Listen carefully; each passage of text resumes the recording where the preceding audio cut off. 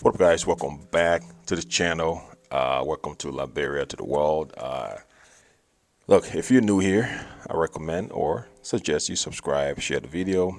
If you find this video interesting, also just share it to anybody who you think might find it interesting. And also, if you're a returning subscriber, I want to say thank you for being here, and also thank you for always coming through. Now, this topic I want to talk about today is something that went viral. Very interesting topic that's very relatable if you're an African living abroad. Today, though, I want to stick to Liberia. Of course, this channel is Liberia to the world, so we talk about substances that related to Liberia. I want to tie this back into specifically Liberia, and of course, as you've seen the title of the video, it pertains to Liberians, in this case, building back home, right? The idea and the overall message from this is saying it's somewhat of a waste, or when you do build back home, what depending on the size of the home you're building for your caretakers or somebody else or family to enjoy, whilst you really kind of penny pinch here in abroad in order to make that possible. So I kind of want to talk about that a little bit. Living abroad and building for caretakers to enjoy the wisdom of the African. I recently argued that many caretakers looking after the properties of those living abroad are the true owners and beneficiary of these properties. Usually, an African will erect a beautiful house back home whilst living abroad, and then another person called a caretaker will be employed to live in the house, enjoy the house, and watch over the house every day. The legal owner visits once a year for about 2 to 3 weeks to enjoy the property. The caretaker enjoys it every day. Interestingly, the caretakers enjoy the property right from completion when everything is fresh and beautiful. The legal owner may finally return home after 10 to 15 years, if lucky, to enjoy the remnant of the property when style, taste, and beauty have all diminished. Why? Because we're told that this is what we ought to do. Build back home when you're never there. Spend your money on things far away from you for others to enjoy. Even if I was not a minimalist, I couldn't also see any good reason why a person with a family size of 3 to 4, wife and a child or 2 children, will build a 9-bedroom house in Africa, leaving about 6 rooms empty all the time to be occupied probably by the ghosts of their ancestors. Obviously, a wastage in having a 9-bedroom house. The rooms are never used by the family, and the cost of maintenance is always financial drain or another waste of resources. You wouldn't go and buy a donut in the morning and just eat 3 and throw away the 7, simply because you can afford them. So why do the same with the buildings? I know someone who is building a 12-bedroom house in this village as his personal residence, and this has taken 9 years so far. He's still on it. In the meantime, he's renting a small room in the US, and he says he will one day leave to go back home to live in his mansion. He may die in the US. Currently, the design of his mansion is even outdated, and he has at least 5 years more to complete based on the pace. In 2018, a certain young man, 43, died in the US from a heart attack whilst asleep. It was 3 days after his death that he was found. He too was living in a small room, working 16 hours a day for 6 days, and putting all his money into building a 9-bedroom house back home on a piece of land he bought. When he died, his family, his wife, sold the house. It was too big for them to even maintain if it was completed, but it was not completed. A lot of Africans abroad indeed build house back home to create a certain impression of themselves, or just go off, or just to show off. And while doing so, when they get old or go on to retire to enjoy the house, who is an old man or woman going to impress? At 65 and over, you will be frail, battling to live each day, and no one would care. How many people really live to enjoy anything beyond the pension age?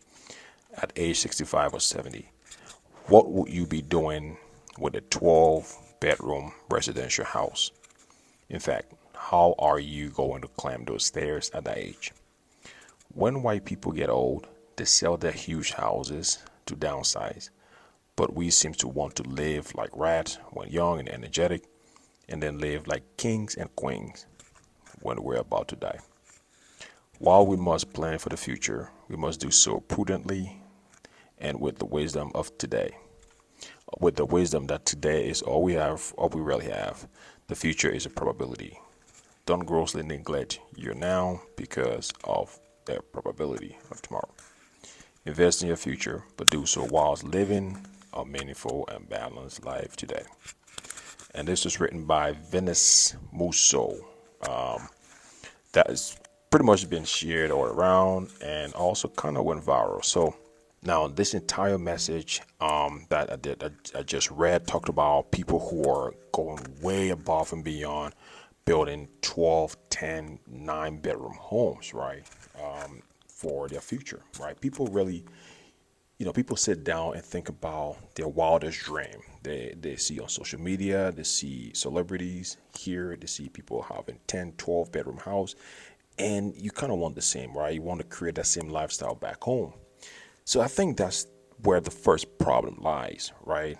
And a lot of folks who kind of want to do that are folks who are living maybe like a middle class, a little bit below middle class, not wealthy folks, right? Not wealthy Africans, not wealthy Liberians, not somebody who's making like $500,000 a month, none of that, right? It's your average Liberian who try to do that. And now a lot of folks who are doing this, of course, like the write-up said, is to impress, right? When you do come back from the diaspora, you want to come back to something that is going to make a statement, that's going to stand out, that's going to impress people, that you can show off social media and things like that. I think first, that's where the issue is. Now, I want to extend this a little bit further in the sense that a lot of people are applying this in general to building back home in Liberia. They didn't just limit this to the 9 bedroom or 12 bedroom. Some folks are on the let's say on the side of not even building at all, right? Saying that it's a waste. And why would you do that? Because I've seen some folks, say that on social media and, even in person. And it's not so much of, and I think that comes from a little bit of a lack of knowledge. A lot of these folks who are saying these things are people who haven't been back home in like 20 years, 15 years, 10 years, right? So now let me go back to this and kind of go step by step with the write-up and give my opinion. Now, the first two paragraphs really talk about, the first two paragraphs focused on Africans building back home for caretakers to enjoy. Now, the issue I have with that is a lot of folks who are building, Liberians who are building back home, start the whole building process out of emotion, in the sense that they sit in abroad, they're like, hey, look, I want to own a home. And they just go about start doing it. There's not like a due diligence or like a planning process. And when I say planning process, I'm talking about the purpose, right? What are you building? What are you building it for? What are your intentions? A lot of folks are like, hey, I want to own a home. Let's build me a 3 bedroom homes, right? There's no proper plan of, okay, am I going to move back home? Am I building this home for, commercial purpose? Am I building this home for a rental? Am I building this home for Airbnb?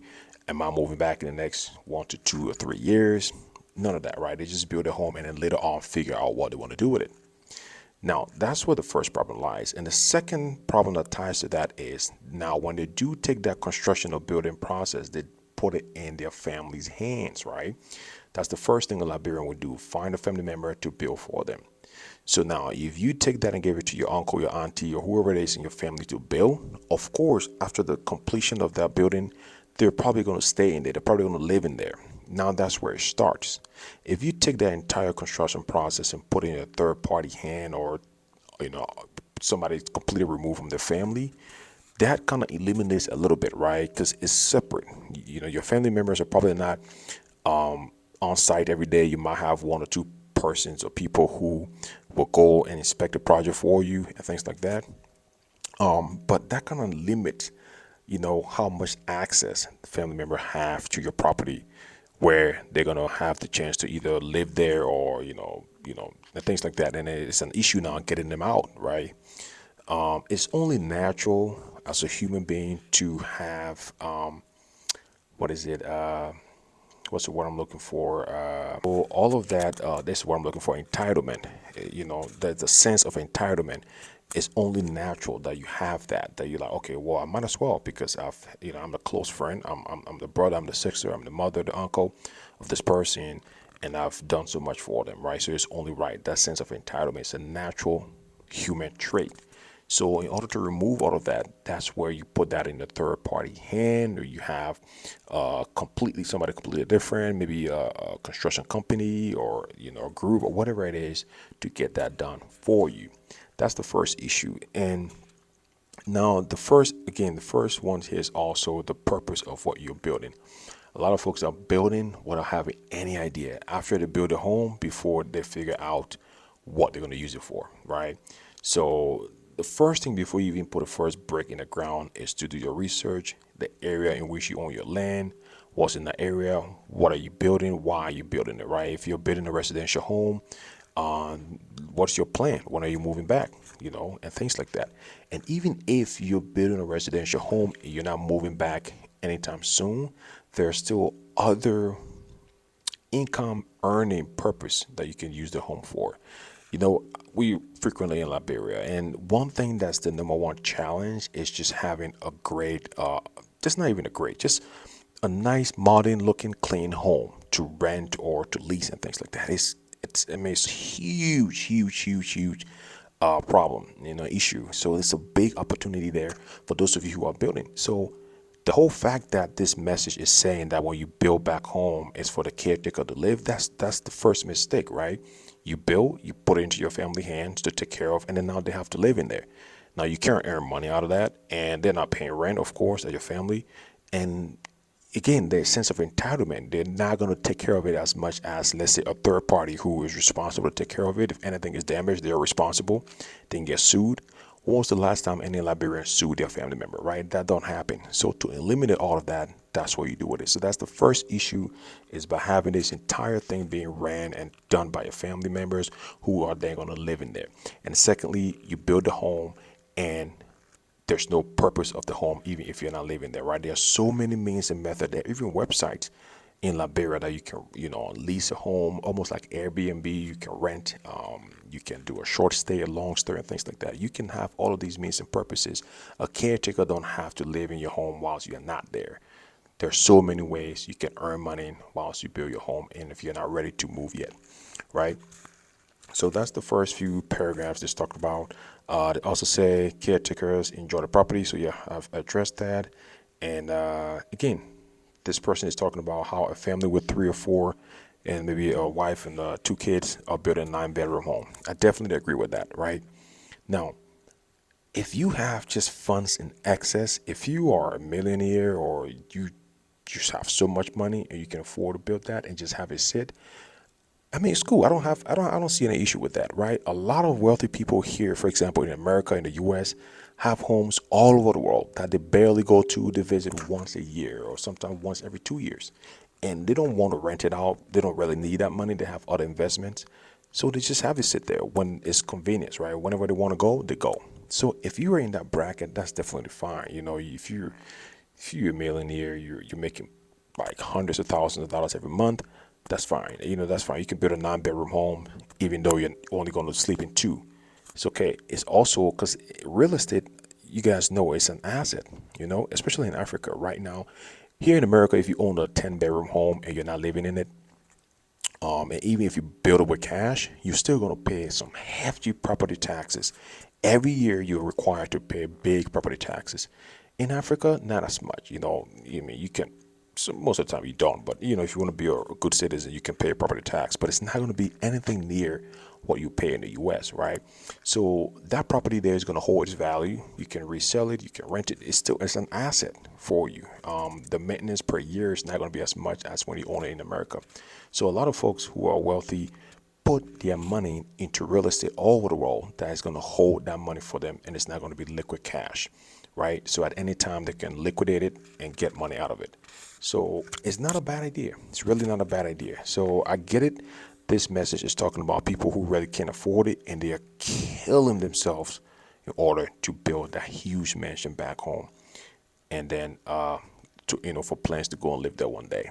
And it almost never happens, especially if you're really killing yourself to build a 12-bedroom homes where you're sending everything you got to go back home. It makes it harder to even move back home because you need to save up money, you need to have backup plan and things like that in order to successfully make that move, right? In order, you need to have a successful business going on back home as well in order to when you move, to maintain that lifestyle, right? So I definitely agree with that. And the guy talked about, when you're older, 65 years old and things like that, you retire, what can you really do? I agree with that. The goal is just hustle, hustle now, whatever you're doing, invest properly, save properly, work, whatever you can do. The goal is to, if you're going to move early. And yeah, it's different as African. When you move back home, it's not necessary that you downsize per se. Here in the US, it's very necessary. Like, the statement said here, white people downsize when they get older. And whilst we Africans want to, upgrade and get all these big mansion, but it's different. The societies are different. The dynamic is different. As an African, it's not necessary to downsize per se, because if you're older, what's going to happen is you're going to have a lot of family around you. You're going to have a lot of people now coming to help you out on a daily basis. You're going to have a lot of people, coming to be around you. That's not the same here in the U.S. In the U.S., when you're older, you really don't. Your kids are probably grown. They have their own family. You can't take care of a huge household. So I don't agree with this per se, that they're saying, oh, white people, when they're older, they downsize. So we Africans, while we upsizing when we're older. I agree. As an African, yeah, you do upsize when you get older, because again, you need a family around you. You need those people. They don't have like group homes and nursing homes and stuff like that in Africa, right? You're relying on your family. So you do need to upsize to have enough space where you can live comfortably, and you have families around you who can help you out and can live there comfortably. So everything that is not a cookie cutter. It doesn't mean because it works here in the US, that's what, we're projecting. So I completely disagree with this statement where the person is saying, wow, upsize. I do. I mean, I do agree that you should upsize. If when you're getting older, if you're going back home, and that's the whole point, right? You go back home, you kind of want to own things that you couldn't afford or own here. That's the lifestyle you want to live when you go back home. So I definitely agree with that. And yeah. So yeah, just overall, the whole message is just stop killing yourself to impress people back home, which I agree with. Build what you can afford. Look at your budget, look at your plans, and build what you can afford, and not just building with no purpose and just for the fact that you want to build, or the fact that you want to impress people back home when you move back, that you own the biggest house in the village or in the town or stuff like that. So definitely, man, let me know what you think. Also, a lot of folks has been reaching out to us, and I've said this before. If you're doing any kind of construction in Liberia, you're building, you're buying land, it is imperative, it's a must that you get aerial footage of that land. I can't tell you how many times people thought they knew the land they bought, and then when we did some aerial drone footage of their land, and they get to see what else is around them, people get to discover that there are, drainage in the area, they're close to this or that. In order to get a full scope of your land or your house, or even a construction, even if you've already bought a land, you're already building, just to get an area footage of that area you're building in, to get a full scope of what's going on around that side. So a couple things: really don't buy land without aerial footage. And if you're doing constructions, always occasionally get aerial footage, drone shots of your construction, so you see the full scope of what's going on. Reach out to anybody you can. Of course, you guys already know we provide that service, so let us know, let me know. It's a must. It's a must. I wouldn't recommend doing any of those two things without getting a drone or aerial footage of your land and your property, to get the full scope and understanding of what's going on around you, because the drone shot shows you the entire area where your land sits in comparison to other people property and what's on those properties. So let us know. Again, I'll put the information down below. You can see in the description as well, and also on the screen. Let us know basically if you need the service. We're basically providing the service all over Montserrado, Monrovia, Lower Margate County, and things like that. A little bit in Bond County, not too far out, but let us know. We can kind of figure something else here. But anyways, comment below what you think about this topic, and then yeah, share the video if you find it interesting. All right, guys. See you in the next one.